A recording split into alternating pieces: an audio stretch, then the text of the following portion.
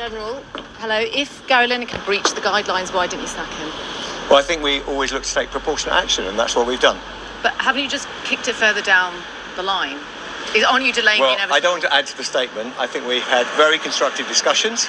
The statement's very clear, and that's where we are.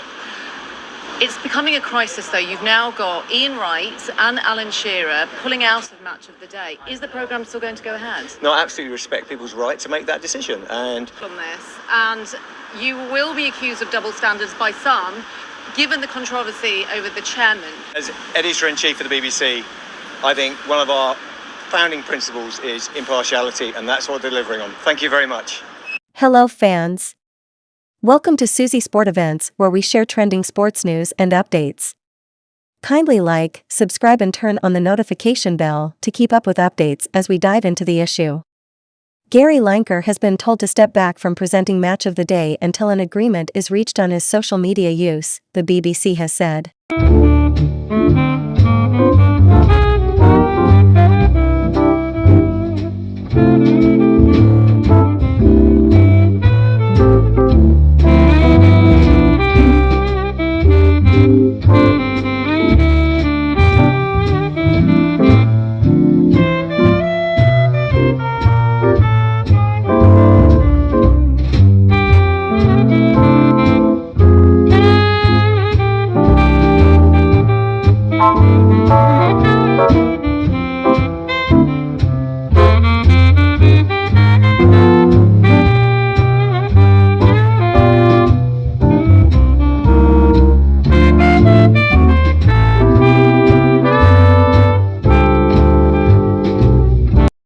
This news has literally broke the internet and shows that everyone is touchable. It follows an impartiality row over comments he made criticizing the government's new asylum policy. There is actually no freedom of expression nowadays. I just wonder when BBC has now become the government advocate. However, let me give out the bombshell as received. The BBC said it considered Lineker's recent social media activity to be a breach of our guidelines. It added he should keep well away from taking sides on party political issues or political controversies.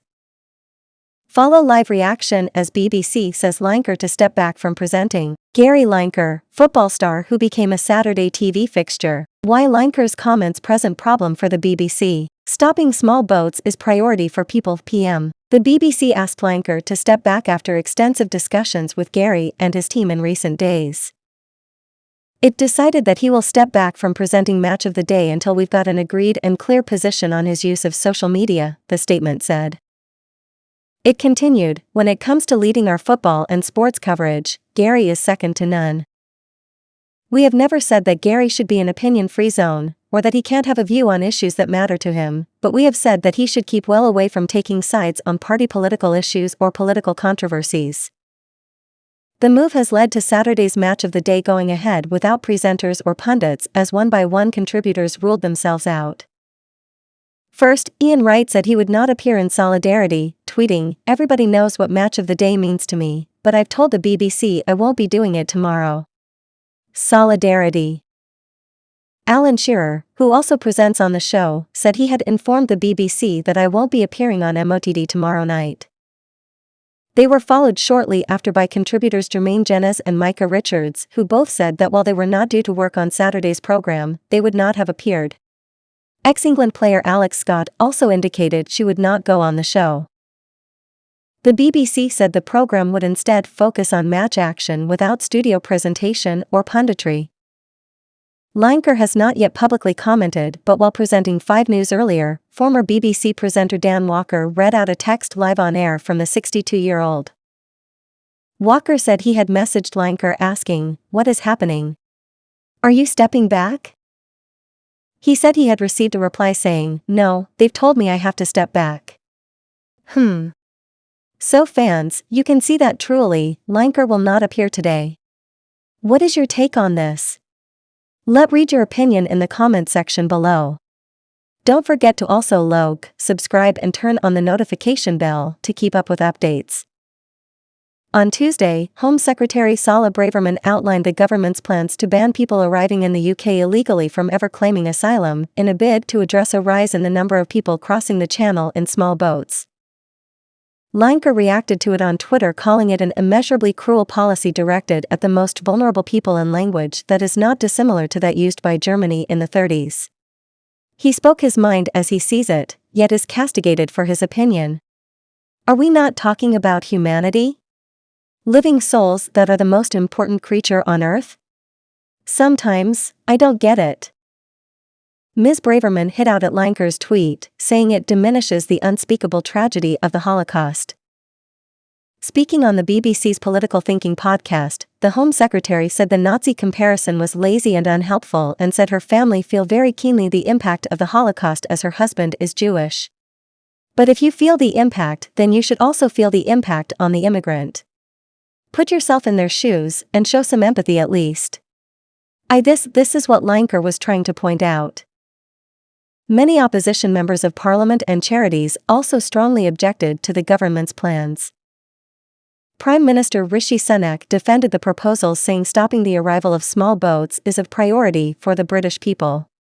Sometimes, we forgot to know that our forefathers made it here on small boats too. The history of Sony starts with migration. And it just looks funny how these migrants' generation will stand so hard against migrants. The truth is that nobody likes to migrate except push to extremes that are life-threatening. Put yourself in their shoes and look again at the rules. Richard Eyre, former controller of editorial policy at the BBC, who also served as a member of the regulator Ofcom's Content Board, said the corporation had no choice but to take action against Lineker after his tweets criticizing the government's asylum policy. Speaking to BBC Radio 4's PM program, he said, "I think it was inevitable. He, Lineker, has the letters BBC written across his forehead, and yet he's plunged right into the most controversial story of the day. What is your take on this? Should people sit still when humanity issues are being discussed with their own input?" He said BBC Director General Tim Davie had clearly tried to reach an agreement with Lineker but failed, adding, "It's inevitable now that having in effect not sacked him but removed him temporarily at least, the BBC will now come under a torrent of criticism saying it's acting under the government's behest." Yes. It seems so. There is no more freedom of speech and freedom of expression. We are screwed by our pay packages and those we worked for. A labor source told the BBC that the corporation should rethink their decision. It said, "The BBC's cowardly decision to take Gary Lineker off air is an assault on free speech in the face of political pressure. Tory politicians lobbying to get people sacked for disagreeing with government policies should be laughed at, not pandered to. The BBC should rethink their decision." Yes. These are the reactions coming on social media.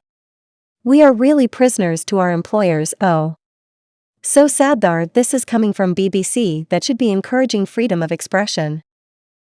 Scotland's First Minister Nicola Sturgeon called the BBC's decision indefensible. Writing on Twitter, she said the corporation was undermining free speech in the face of political pressure, and it does always seem to be right-wing pressure it caves to. The Department for Culture, Media and Sport said in a statement, individual cases are a matter for the BBC. Lineker has hosted Match of the Day since 1999 and is the BBC's highest-paid star, having earned about £1.35 million in 2020 to 2021. He is employed by the BBC on a freelance basis.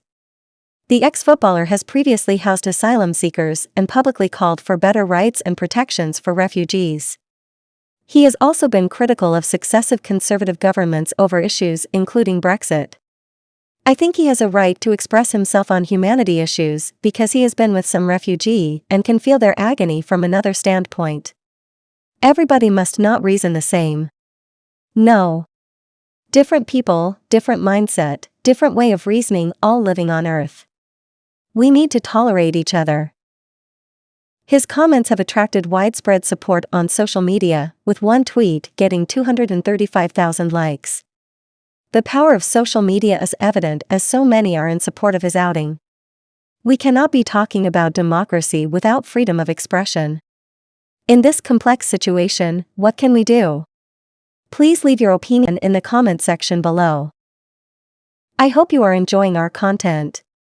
Kindly like, subscribe and turn on the notification bell to keep up with updates. Don't forget to join our membership for some amazing perks. Thank you for watching and see you soon. Cheers.